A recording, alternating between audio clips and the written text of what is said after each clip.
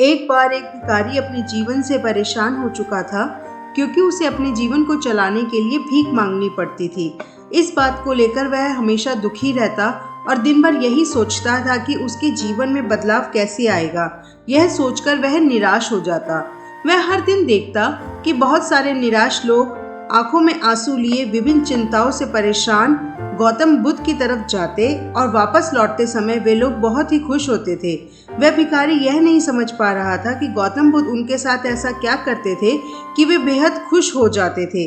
वापस लौटते हुए लोगों के हाथ में ना तो ढेर सारे पैसे होते थे, ना ही सोना चांदी, तो फिर ऐसा क्या था कि लोग बुद्ध के पास से वापस लौटते वक्त इतना खुश होते थे। यह सोचकर उस भिखारी ने भी निर्णय लिया कि वह महात्मा बुद्ध के पास जाएगा और देखेगा कि ऐसा वहाँ क्या हो रहा है कि दुखी लोग उनके पास जाकर खुश हो जाते हैं। वह बुद्ध से मिलने के लिए उनके पास चल पड़ा। जहाँ बुद्ध मौजूद थे वहाँ लंबी कतार लगी हुई थी, तो वह भिखारी भी कतार में लग गया। कतार में लगकर वह अपनी बारी का इंतजार करने लगा। देखते ही देखते उसकी बारी आई और उसने बुद्ध से पूछा कि बुद्ध, मैं बहुत ही गरीब हूँ, मेरे पास कुछ भी नहीं है, मुझे अपना जीवन चलाने के लिए भी दूसरों से भीख मांगनी पड़ती है। अब आप ही बताइए कि मैं अपने जीवन को बेहतर कैसे कर सकता हूँ। यह सब सुनकर बुद्ध ने कहा, तुम गरीब नहीं हो, तुम्हें ऐसा लगता है क्योंकि आज तक तुमने किसी के लिए भी कुछ भी नहीं किया है, ना ही तुमने कभी किसी को कोई दान दिया है, ना ही तुमने दूसरों के लिए कुछ किया है। यह सब सुनकर भिखारी के मन में एक आशंका जाग उठी। अपनी आशंका को दूर करने के लिए भिखारी ने पूछा, मैं तो एक भिखारी हूँ, मैं लोगों को दान कैसे दे सकता हूँ और कैसे लोगों की सहायता कर सकता हूँ।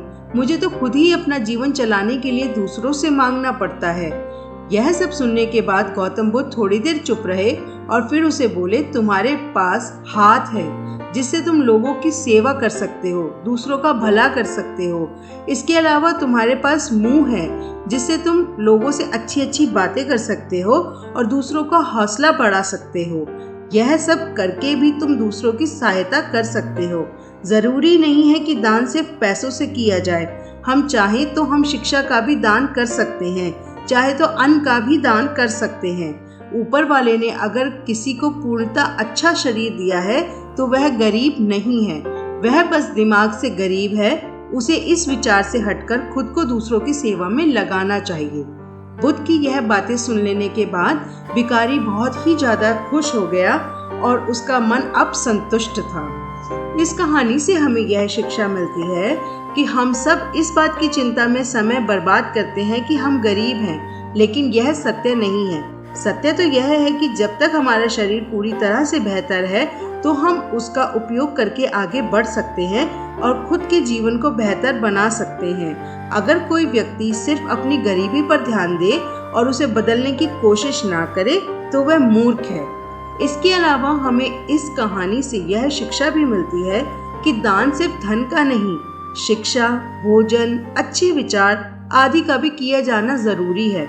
अगर आपके पास धन नहीं है तो आप शिक्षा का दान कर सकते हैं या फिर आप दूसरों के लिए अच्छे विचारों का भी दान कर सकते हैं। इससे समाज बेहतर होगा। धन्यवाद।